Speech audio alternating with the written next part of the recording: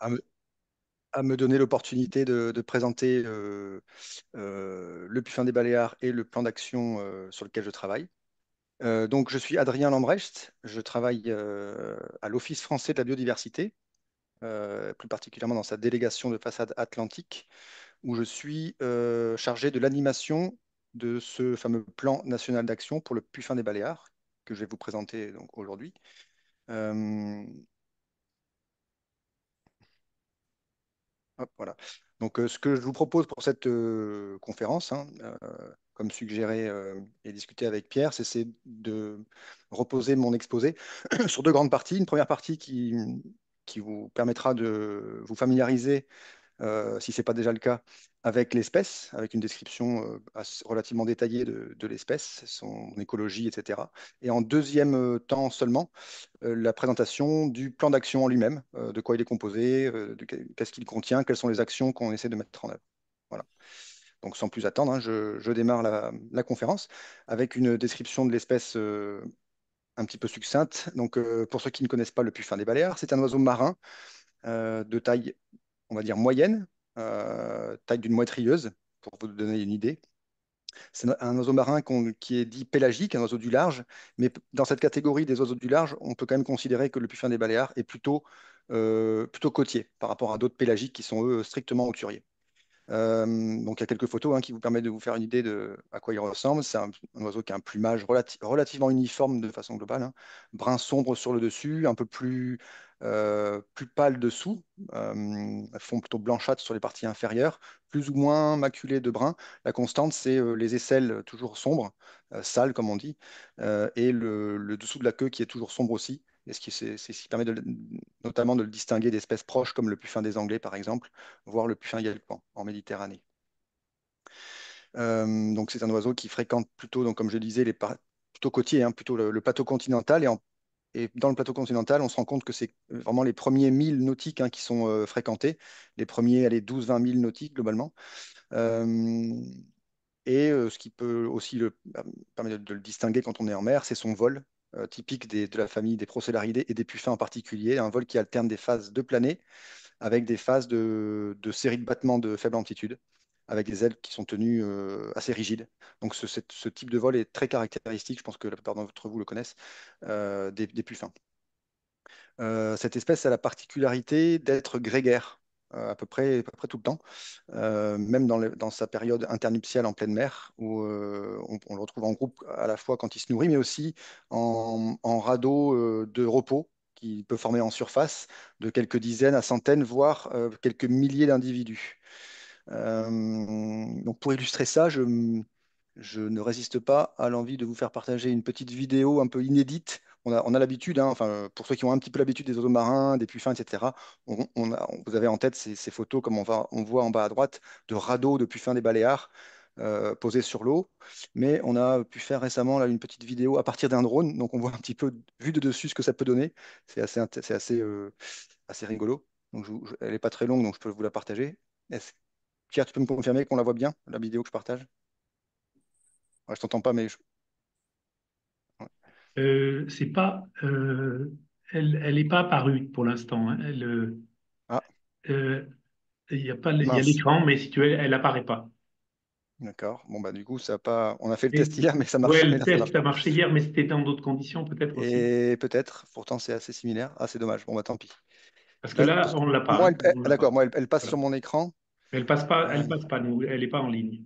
bon, ce que je vais faire, je vais quand même tenter d'arrêter ce partage-là et de partager directement la vidéo comme ça ici. Et là, peut-être. Est-ce que Ouais, là, vous voyez? là, ça y est. Bon, on va faire comme ça. Voilà. Bon, juste, hein, c'est juste pour Pour le fun. le plaisir et pour le fun, un radeau de Puffin des Baléares vu dessus. Donc on les voit un petit peu évoluer entre eux. Donc en fait, on voit qu'ils ne sont pas strictement en repos, hein. Ils, euh, ils pédalent dans l'eau pour se positionner et puis j'imagine contrer les courants. On les voit un petit peu interagir entre eux. On les voit également faire leur toilette. Donc c'est des phases importantes pour eux de repos, j'imagine de socialisation aussi. Donc voilà, typique de ce Puffin des Baléares euh, dans ces fameux radeaux de repos. Hop, du coup, je suis obligé de réarrêter le partage et de recommencer.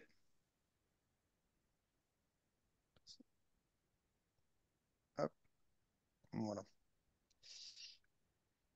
Parfait. Ça reprend. Ok. Donc ensuite, quelques mots sur sa démographie et son statut de conservation qui sont liés, bien évidemment. Donc on a affaire ici à l'espèce d'oiseau marin qui est tout simplement la plus menacée en Europe.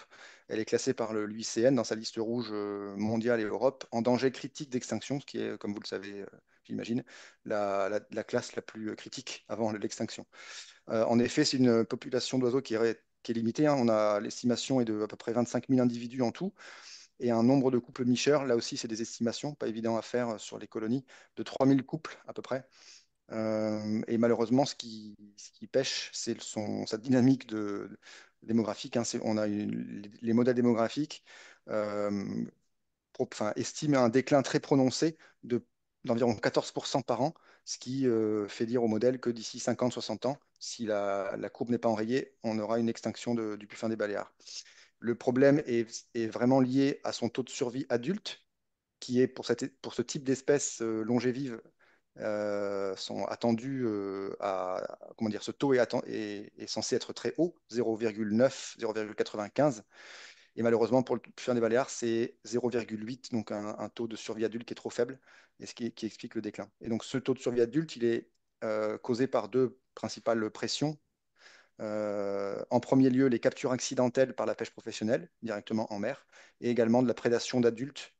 Il y a aussi de la prédation de poussins et d'œufs, mais c'est les adultes qui pêchent, enfin, qui sont le principal problème. Et donc là aussi, il y a certains rats et chats au Baléares qui prédatent au nid les adultes.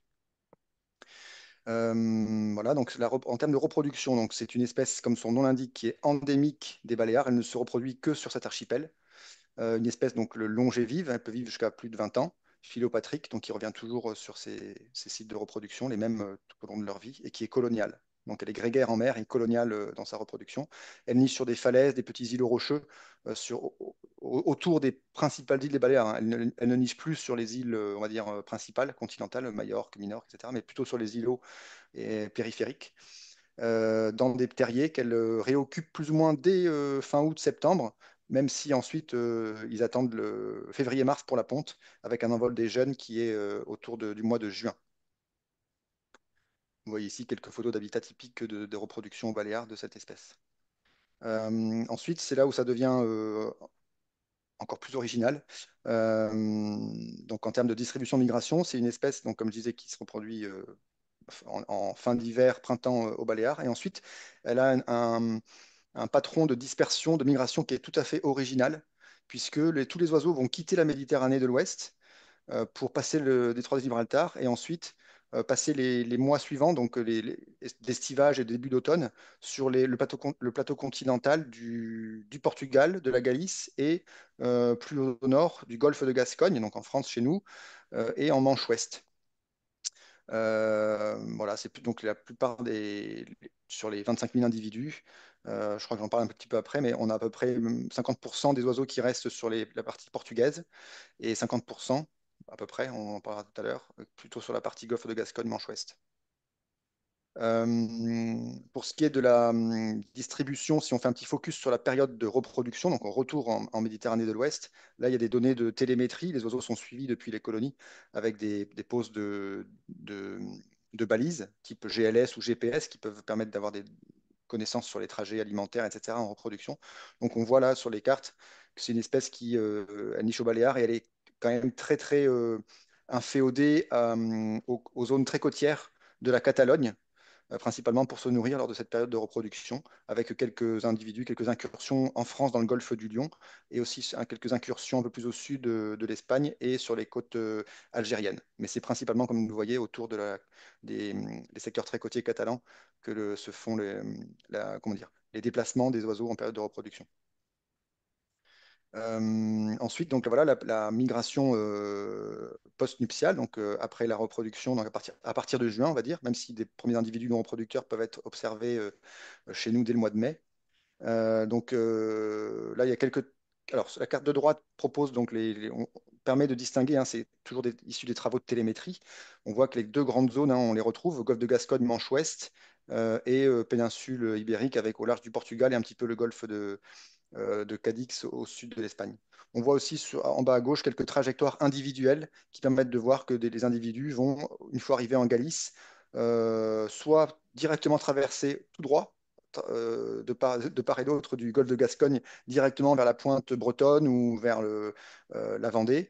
Et quand d'autres individus vont un petit peu rentrer jusqu'à la Cantabrie, euh, et certains autres, comme on le voit là en bas à droite, peuvent aller tout au fond du golfe de Gascogne, jusqu'au littoral basco-hollandais et remonter en côtier, littoral aquitain et jusque ensuite plus au nord.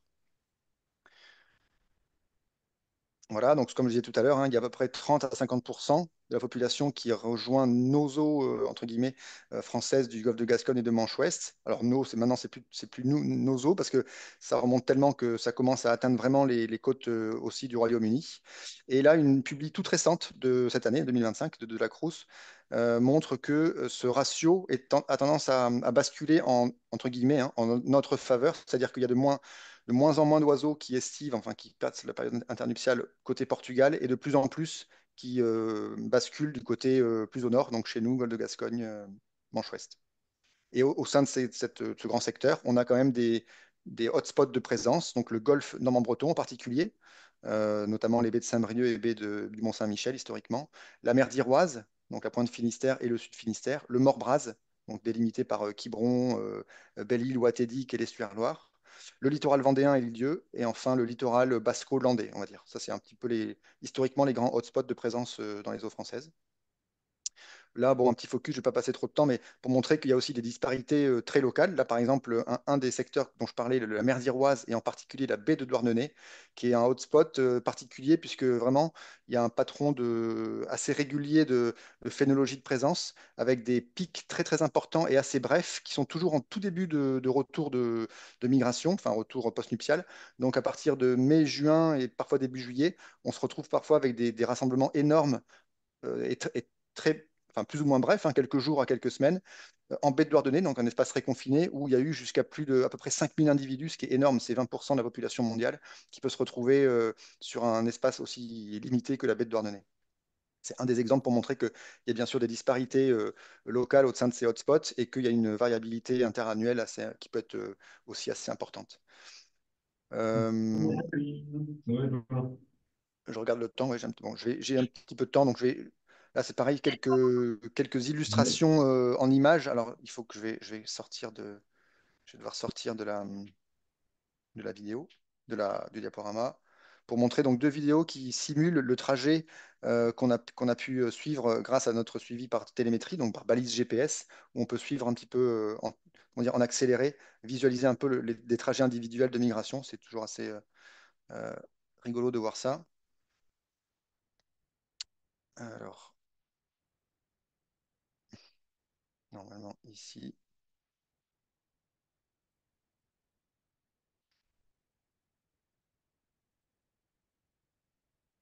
hop, je vais repartager. Ça doit être ici. Voilà. Donc là, je ne sais pas si vous voyez bien, c'est parti. On voit donc le petit point bleu là-haut, c'est donc là où on a équipé les oiseaux, dans le Mortbraz, secteur Ouattedic justement. Donc là, on est en accéléré, hein. On a équipé fin août, donc on voit que fin août, ils exploitent bien le secteur Mortbraz, alors avec des sous-secteurs comme là ici l'estuaire Loire. On voit que le petit point se déplace vers le côté estuaire Loire.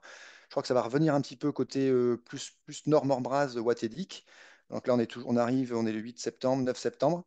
Donc là, c'est des oiseaux. Et là, c'est un oiseau donc reproducteur. Donc assez rapidement, dès mi-septembre, là on arrive au 12-13, on va voir que mi-septembre, d'un coup d'un seul, il décide de rentrer chez lui. Voilà, il traverse d'un coup le golfe de Gascogne et en quelques jours, comme vous le voyez, là on est 18, 19, en quelques jours, il passe le Portugal, Gibraltar, et tout de suite, il va aller directement visiter sa colonie à Majorque, même s'il se reproduira que quelques mois plus tard. Ensuite, il repart côte Catalogne. Je crois qu'il revient visiter le terrier. Voilà, ici, il repart, et voilà. Donc c'est un peu accéléré, mais ça permet d'illustrer un trajet individuel c'est assez rigolo à voir. Hop. Et je crois que j'en ai un deuxième à vous faire voir, où c'est un autre type de migration sur un autre type de. Hop, partager ici. Donc là, c'est un individu, on va le voir, qui n'est a priori pas reproducteur, donc il va migrer un peu plus tard. Et il va du coup employer une autre voie, donc la fameuse, là on a vu que certains traversaient directement, donc a priori plutôt les reproducteurs qui sont pressés de rentrer mi-septembre sur leur colonie. Et là on va voir, a priori, hein, c'est plutôt des hypothèses pour l'instant, des individus qui prennent plus leur temps et qui vont avoir des étapes un peu intermédiaires avant de rentrer au Baléares. Donc là, toujours sur le Morbraz, secteur ouatédique, pointe du Croisic, qui est vraiment, encore une fois, un des secteurs vraiment peut-être le plus important en France en termes d'effectifs et de régularité de présence interannuelle.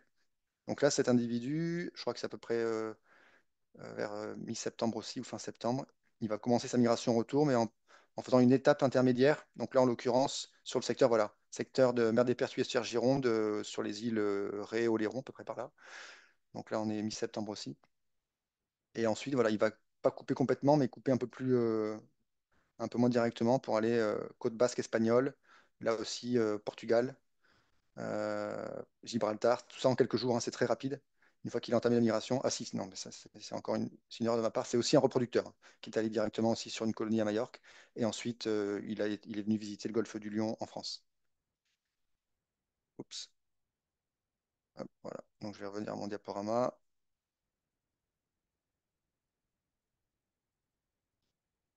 Ok.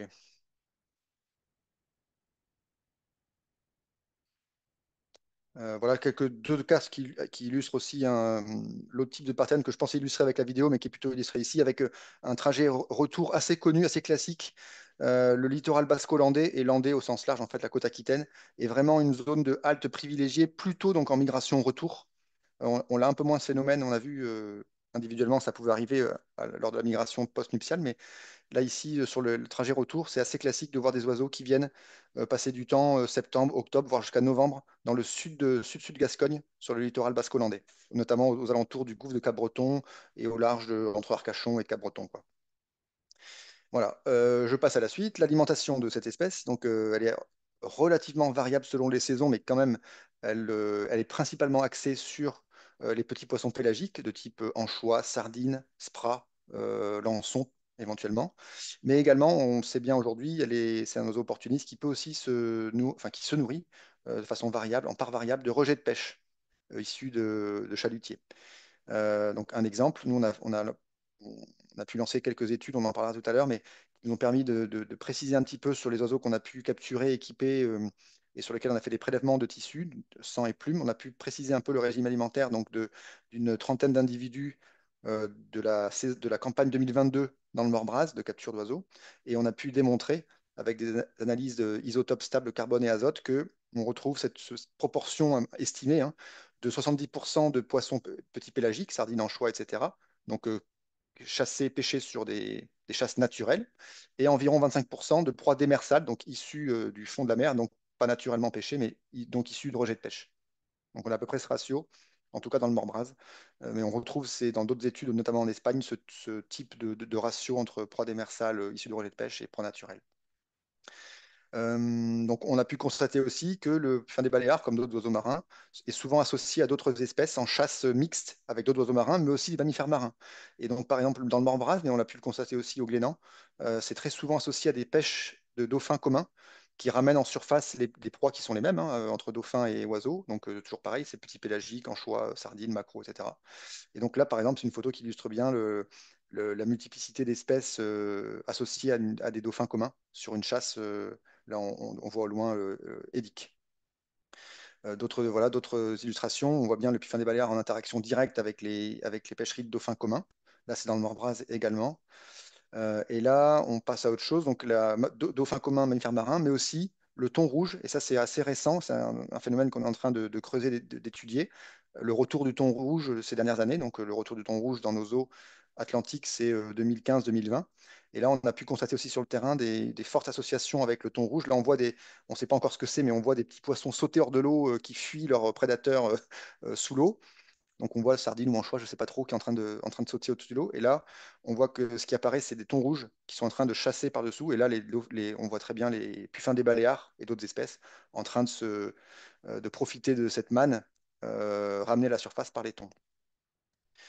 Et là, illustration de ce que je disais aussi, le fait qu'il soit opportuniste et qu'il puisse suivre certains chalutiers et attendre la remontée des chaluts, qui en général est toujours synonyme de quelques rejets involontaires, hein, de poissons qui débordent du chalut à la remontée ou de chalutiers qui nettoient le pont de leur navire. Et donc, ça remet à la mer des morceaux de poissons, etc., dont se repaissent goélands, mais parfois aussi puffins des baléares. Quelques données sur la partie écologie aussi alimentaire par rapport aux plongées. Donc là, on a pu, là aussi, grâce aux équipements de balises GPS avec des capteurs type accéléromètre, capteurs de pression, on a pu en savoir plus sur leur écologie de la plongée. Donc on constate ce qu'on savait plus ou moins déjà, hein, que c'est principalement des petites plongées à faible profondeur, environ 2-3 mètres en moyenne.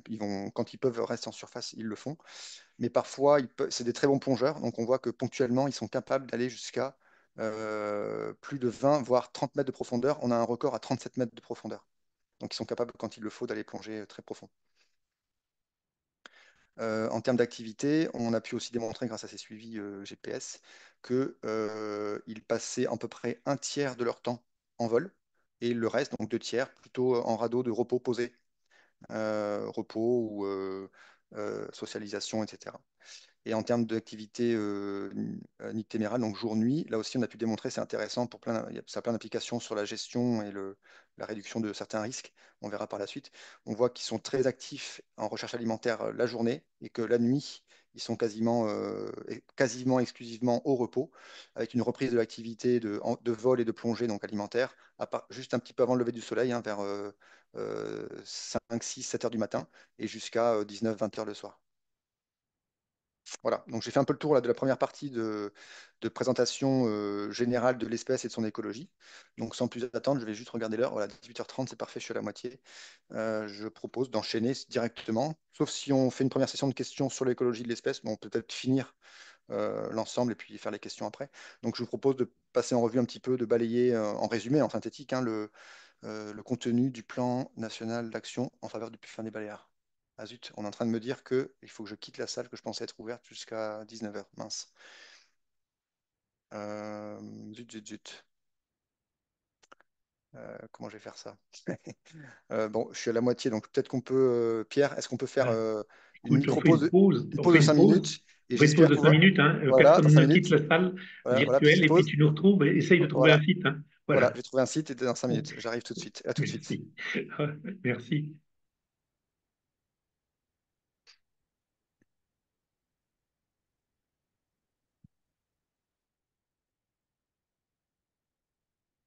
Bon,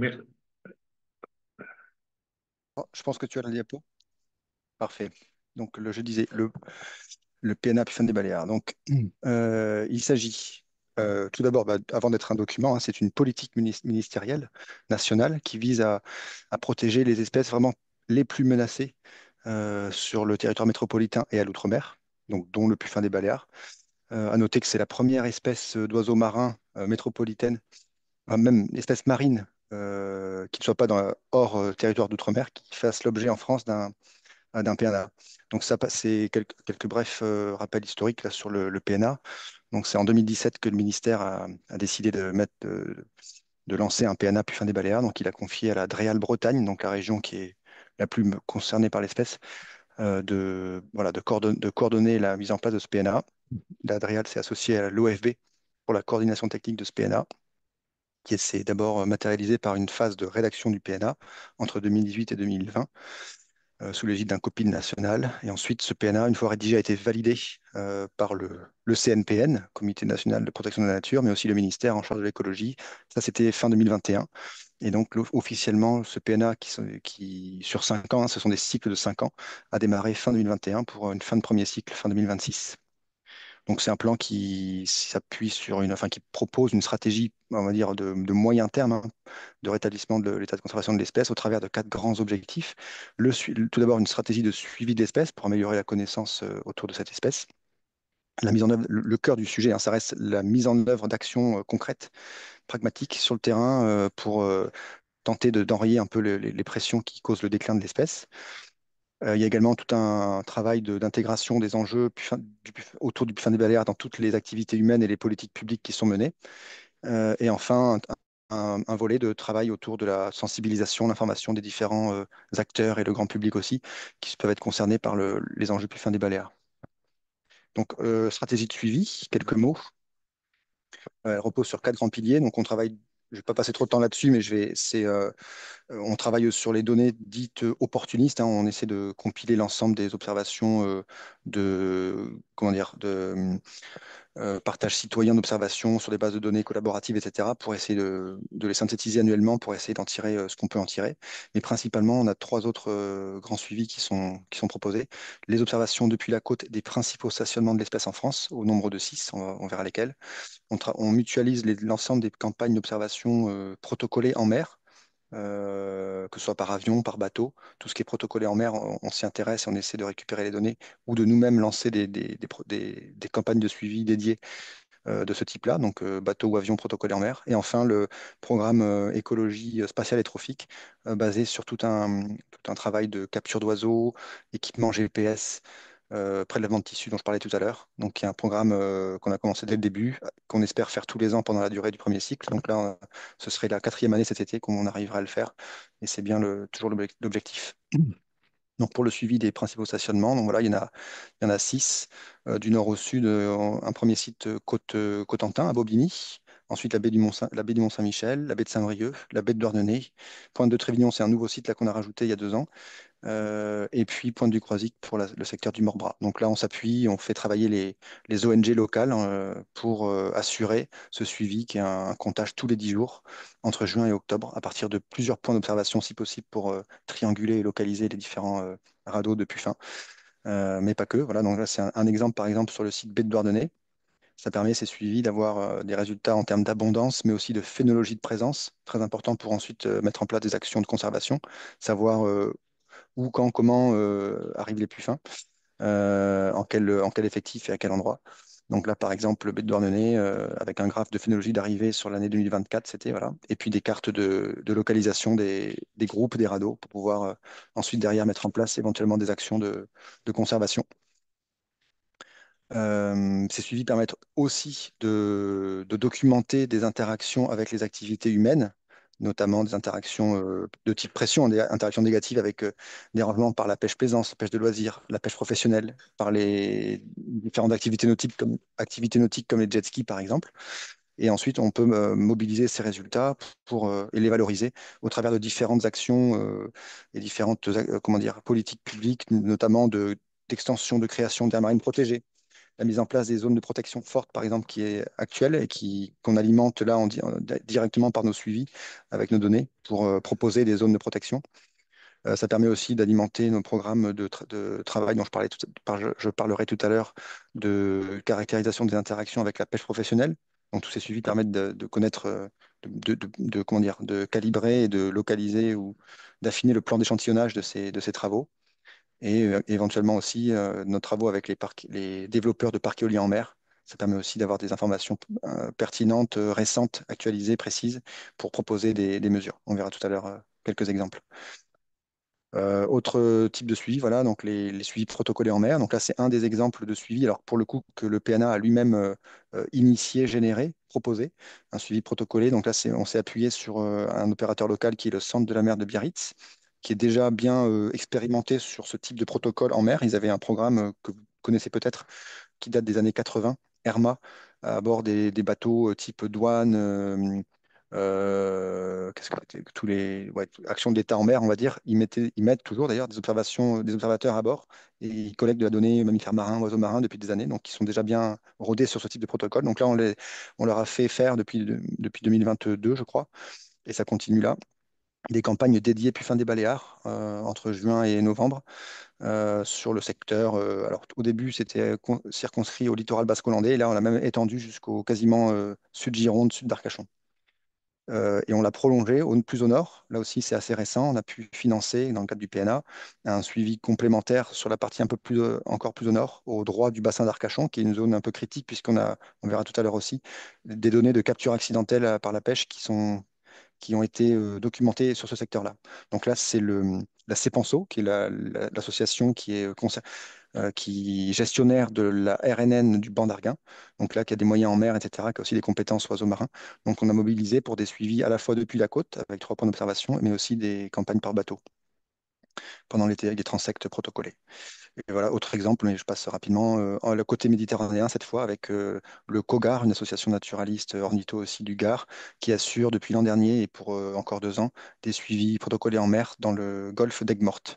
Pour pareil, ça permet d'avoir une meilleure idée de la phénologie de présence, d'arrivée des puffins, de mieux localiser leur secteur et éventuellement de caractériser des interactions avec les activités humaines.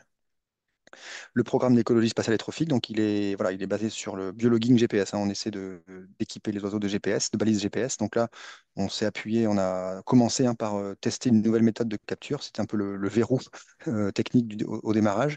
On l'a levé en faisant appel à un spécialiste néo-zélandais qui est venu la première année capturer pour nous et la deuxième année nous former à la capture avec le NetGun que vous voyez là sur la photo. Donc grâce à cette nouvelle technique, on a pu être assez efficace et avoir des résultats assez réussi, avec un nombre de captures vraiment important. 90 oiseaux capturés en 3 ans. On a équipé 54 oiseaux en tout de GPS sur 3 ans. Et on a pu, du coup, en plus de mettre des GPS, on a pu faire les mesures morphométriques classiques, mais aussi prise de sang, prélèvement de plumes qui nous permettent d'accéder à des données sur la contamination et, comme on l'a vu tout à l'heure, sur le régime alimentaire, par exemple. Donc voilà quelques illustrations et quelques exemples. Donc ça nous permet, ces suivis télémétriques, ces captures, de suivre finement les déplacements d'espèces. On peut spatialiser très finement les zones fonctionnelles, les zones vraiment qui sont exploitées pour l'alimentation autour de la Bretagne. Alors, on peut aussi estimer la dépendance au rejet de pêche en corrélant les trajectoires avec celles des bateaux de pêche éventuellement. On va aussi pouvoir voir finement les interactions éventuelles avec les parcs éoliens existants, mais aussi à venir avec ces trajectoires-là. Et comme je disais, donc l'analyse des cellules sang et plumes permettent d'accéder à des informations sur son régime alimentaire et sur le taux de contamination, notamment en métaux lourds ou aux polluants organiques. Voilà quelques illustrations. Donc on a fait d'abord, en 2022-2023, on a capturé nos individus dans le Morbraz, justement, secteur sud, enfin, archipel Watedic et au large de l'estuaire Vilaine et estuaire Loire. Donc là, quelques illustrations. On peut voir que ça nous a permis déjà de comprendre des choses comme de prouver que les oiseaux ne restaient pas sur un seul site pendant l'été. Ils pouvaient faire des échanges entre sites au cours de l'estivage, notamment fréquenter le Morbraz, puis l'estuaire Loire, puis la côte vendéenne, revenir dans le Morbraz, repartir sur le sud Finistère, etc. Et on a pu voir aussi, comme vous voyez là sur la petite carte en bas, on voit des trajectoires d'oiseaux qui carrément traversent de part en part le parc éolien en mer existant de Saint-Nazaire.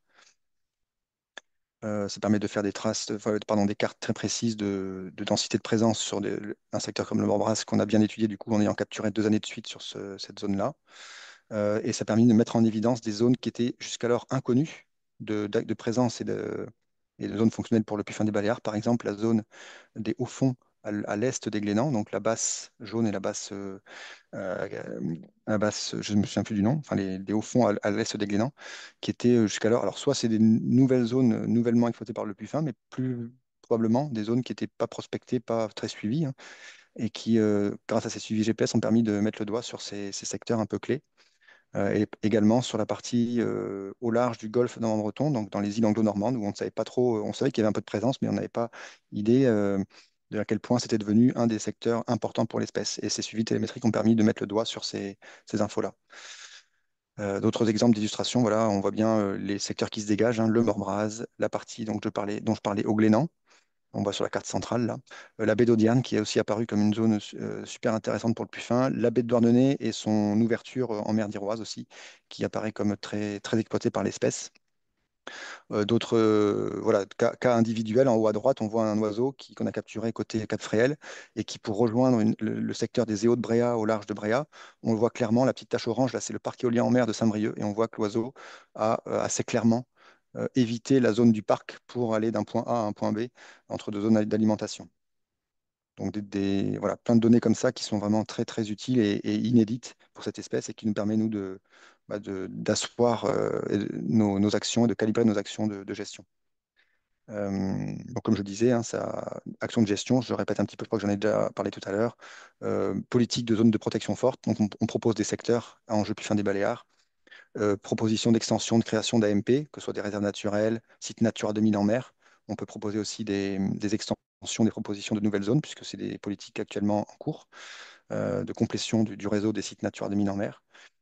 Et comme je disais aussi, tout notre travail avec la pêche, ces études nous permettent de mieux cibler les secteurs qui vont éventuellement être en interaction forte avec des zones de forte pression de pêche. Et donc, on peut prioriser, calibrer nos actions sur ces secteurs-là. Justement, donc les interactions avec la pêche. Donc, on a vu, hein, en début d'introduction, cette espèce, elle est très sujette aux captures accidentelles, hein. C'est le principal problème pour l'espèce. Des études démographiques ont permis de montrer que c'était des taux de capture accidentelle qui sont non compatibles avec la survie à long terme de l'espèce. Donc, on sait déjà par des études portugaises et espagnoles qu'au Portugal, c'est principalement les petits bateaux polyvalents et côtiers, hein, qui pratiquent la palangre, les filets ou autres qui sont principalement visés, à risque en tout cas, et surtout le filet, en fait, les petits filets calés. Et en Méditerranée, on est sur un autre type de pêche qui pose problème, c'est la pêche à la palangre, notamment démersale côté espagnol et pêche plutôt pélagique au thon, a priori côté français, ça, on est en train d'essayer de le caractériser. Donc voilà, on a des données aussi qui sont remontées récemment de capture accidentelle. C'est les premières, hein. On avait beaucoup d'infos espagnoles et portugaises, mais en France, on avait quasiment rien, ou plutôt rien, jusqu'à le lancement du PNA. Et depuis, on a des données qui remontent en marge de nos propres programmes d'acquisition de données, avec le programme OBSMER de l'IFREMER qui a permis de remonter des captures accidentelles donc, en 2017 à la palangre pélagique côté Méditerranée, notamment, et dans des filets trémailles et maillants côté littoral basque-hollandais, et rebelote en 2021 avec une dizaine d'individus, là encore sur des filets, et sur le secteur dont je parlais tout à l'heure, entre l'Arcachon et puis le littoral le basque-hollandais. Du coup, voilà, on a monté un gros programme sur 6 sites pilotes en France pour essayer de travailler directement avec les pêcheurs, avec les comités des pêches, les pêcheurs eux-mêmes, pour essayer de proposer à la fois donc, des observations embarquées, des enquêtes sur les flottilles à risque, donc palangre, filet, bolinche. Le filet bolinche, c'est les petites scènes coulissantes qui permettent de pêcher les petits pélagiques. Donc, on a travaillé là, au cours des dernières années et encore aujourd'hui sur un objectif de couvrir 5% des marées sur les secteurs à risque et lors de la période à risque, avec 2 campagnes si possible, sur 2 années successives. Et pareil, on a essayé d'enquêter jusqu'à 30, si possible, jusqu'à plus de 30% des pêcheurs actifs sur une zone à risque et actifs pendant la période. Donc ça, c'est ce qu'on a pu faire sur les 6 sites pilotes que vous voyez, hein, baie de Saint-Brieuc, l'Iroise, le Mortbraz, la ZPS de l'île-Dieu, le littoral basque-hollandais et le golfe du Lion. Donc là, je ne vais pas rentrer dans le détail des résultats, mais voilà, on commence à avoir une idée bien plus précise des types de pratiques qui sont à risque, des bonnes pratiques déjà pratiquées qui pourraient être étendues pour réduire le risque de capture accidentelle. Typiquement, on se rend compte que certains palangriers côté Atlantique filent de nuit, mettent à l'eau de nuit leur ligne ou utilisent le crabe comme appât. Et ça, typiquement, ce sont des pratiques déjà faites qui sont favorables à la diminution du risque de capture accidentelle. Donc voilà, ce type de travaux que l'on mène sur ces sites pilotes et qu'on est en train d'étendre à toute la façade, toutes les façades. Et en quelques mots aussi, voilà, on est déjà dans la partie, dans l'étape suivante de proposer des tests, des dispositifs de réduction des risques de capture. Donc, on a notamment l'an dernier organisé un voyage d'études au Portugal avec une délégation de pêcheurs et de comités des pêches, des parcs marins, etc., pour aller voir les Portugais comment ils travaillaient déjà là-bas avec des palangriers. Où là, c'est un des exemples de dispositifs, le cerf-volant effaroucheur que vous voyez en photo ici, qui permet d'effaroucher les oiseaux sur les phases critiques de pêche et qu'on va essayer de déployer en France sur les sites à risque. Donc voilà, c'est l'objet de différents projets en cours que le PNA essaie d'accompagner. Donc il y a un LIFE dit espèces marines mobiles, des projets européens type FEAMPA qui financent là actuellement et pour les années à venir des tests de ce type de mesures, que ce soit le cerf-volant effaroucheur, on peut tester aussi de changer d'appât, comme je disais, en Méditerranée ou en Atlantique. Donc ça, c'est typiquement les types de travaux que l'on mène actuellement. Côté volet parc éolien en mer. Donc là, on a un groupe de travail dédié. On travaille principalement pour l'instant avec les parcs éoliens existants, donc le parc de Saint-Brieuc et le parc de Saint-Nazaire. Donc là, c'est juste un exemple. Saint-Nazaire, encore une utilisation très concrète de nos résultats des suivis. Donc là, vous voyez sur le fond de carte, en rouge et jaune, c'est les dégradés de couleur de densité de présence du buffin des Baléares issu de nos suivis télémétriques. Et donc, on a, en discutant, en négociant avec EDF Renouvelable, hein, qui est opérateur sur ce parc, on a proposé une route alternative pour leurs bateaux de maintenance du parc, qui sont au nombre de trois et qui font des rotations tous les jours et qui pourraient potentiellement déranger les radeaux de puffin sur leur trajet. On les a un petit peu déroutés, comme vous voyez, Pointe du Croisic. Là, on voit nettement une zone qui est vraiment très utilisée par le puffin des Baléares. Et donc là, les bateaux vont, à notre demande, comment dire, emprunter une route un petit peu plus vers l'ouest pour éviter cette zone de Pointe du Croisic et ainsi limiter le risque de dérangement des radeaux. Bon, c'est juste un exemple de travaux qu'on peut mener avec cette thématique. Les suivis télémétriques, on a aussi des capteurs qui permettent d'estimer les hauteurs de vol. Donc ça, c'est très intéressant pour les parcs éoliens en mer. Donc là, ce qu'on montre, c'est un peu ce que les études d'impact prédisaient, c'est-à-dire que les hauteurs de vol du puffin des Baléares sont très faibles, hein. C'est vraiment un oiseau qui vole à quelques mètres au-dessus de l'eau. Et donc, vous le voyez là, hein, on a les chiffres et les graphes qui le montrent. On est quasiment jamais au-dessus au maximum 7-8 mètres. Et donc, le bas de pas d'une éolienne en mer, c'est beaucoup plus haut. Donc, on est a priori quand même en dessous des zones à risque pour les collisions. Ce qu'on n'a pas encore bien caractérisé, ce qui manque encore, à mon sens, c'est le travail un peu plus fin de ce qui pourrait se passer en conditions de tempête ou de nuit avec le problème de la photoattraction. Les lumières des parcs éoliens en mer pourraient, ça n'a pas été encore bien étudié, pourraient attirer les oiseaux. On sait que les procélaridés sont souvent sujets à la photoattraction. Donc ce risque-là d'attraction de la nuit sur les lumières n'a pas encore été bien investigué. Bon, ça reste à creuser. Voilà, puis on a d'autres actions de type avec les personnels navigants des différents bateaux de maintenance des parcs éoliens. On leur apprend, au-delà hein, du déroutage de leur route de navigation, on les forme aussi à reconnaître les oiseaux pour qu'eux-mêmes puissent alimenter de la donnée d'observation, mais aussi recueillir un petit peu les réactions, documenter l'effet de la mesure qu'on propose d'évitement pour voir si vraiment ça a un effet ou pas. Donc, ils recensent un petit peu les radeaux qui peuvent croiser, ceux qui font décoller ou pas, etc. C'est voilà, un exemple. Et enfin, pour terminer, parce que je vois que l'heure tourne et qu'on est proche de 19 heures, terminer le dernier grand volet, c'est les actions qu'on mène pour limiter les pressions causées par les activités nautiques et de loisirs en mer. Donc là, ça concerne quoi? Principalement, on est sur les problèmes de dérangement par la pêche plaisance et en particulier la pêche très spécifique du gros, quoi, la pêche sportive un peu au thon ou au bonite, où là, on se rend compte que les pêcheurs loisirs, qui sont des pêcheurs loisirs plus, hein, qui sont très équipés, qui sont avec des gros bateaux, des Zodiacs, des gros moteurs, qui vont vraiment utiliser les chasses d'oiseaux, dont les puffins, pour repérer les éventuelles zones de présence de thon. Et donc, ils vont directement foncer sur les chasses, casser les chasses, déranger les groupes, les pêcheries mixtes, et donc avoir un impact non négligeable, puisque là, pendant l'été, ça peut être à répétition sur des matinées entières, des journées entières de dérangements successifs de pêcheurs qui viennent lancer leur canne au milieu des chasses pour espérer attraper un thon. Donc on travaille sur cette thématique-là. On a aussi la thématique du dérangement par les jet skis. Donc voilà une photo en bas à droite, je crois que c'est Pointe du Croisic, où des jet skis, on distingue vaguement là, mais ils sont en train de faire décoller un radeau de puffin qu'ils ont coupé en deux. Et enfin, éventuellement aussi le travail avec la pêche plaisance pour les captures accidentelles, encore une fois, même si ça semble être quand même bien moins important en ampleur que la capture accidentelle par la pêche professionnelle. Mais on a quand même une thématique là-dessus. Donc là, ça passe surtout par beaucoup de sensibilisation, d'information. Donc là, on a conçu, diffusé, distribué tout un tas de plaquettes, d'outils de communication. Pas que des plaquettes d'ailleurs, hein. Plaquettes, c'est un exemple, mais on a aussi je crois que j'en ai fait l'exemple ici. Voilà, des petites vidéos didactiques. Euh, je reviens là aujourd'hui même, hein, j'étais ce matin à Saint-Nazaire pour un groupe de travail sur le secteur d'Ambraz avec justement des représentants de la pêche plaisance pour essayer d'aborder ce sujet et de discuter avec eux sur la réglementation qui est d'ailleurs existante, hein. Théoriquement, un pêcheur n'a pas le droit de déranger des espèces protégées telles que les dauphins, les mammifères marins et quasiment tous les oiseaux marins lors de leur phase critique de repos, d'alimentation. Donc la réglementation, si elle était appliquée à la lettre, empêcherait en fait un pêcheur d'aller justement casser une chasse pour aller pêcher au milieu.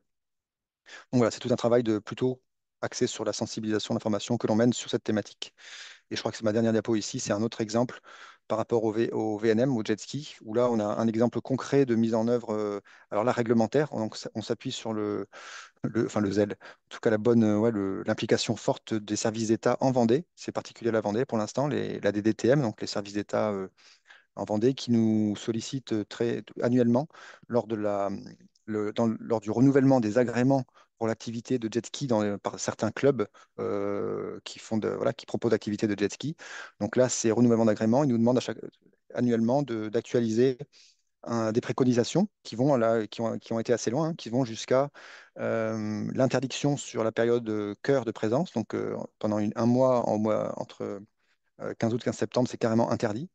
Et puis une limitation du nombre de jet skis, par exemple, sur des périodes un peu plus larges pendant l'été, sur les secteurs où on est en mesure, et on l'est maintenant aujourd'hui grâce au suivi dont je vous ai parlé, sur les secteurs vraiment où on sait que le puffin des Baléares est présent en nombre pendant cette période. Donc typiquement là, en Vendée, c'est entre les Sables-d'Olonne et Saint-Gilles-Croix-de-Vie.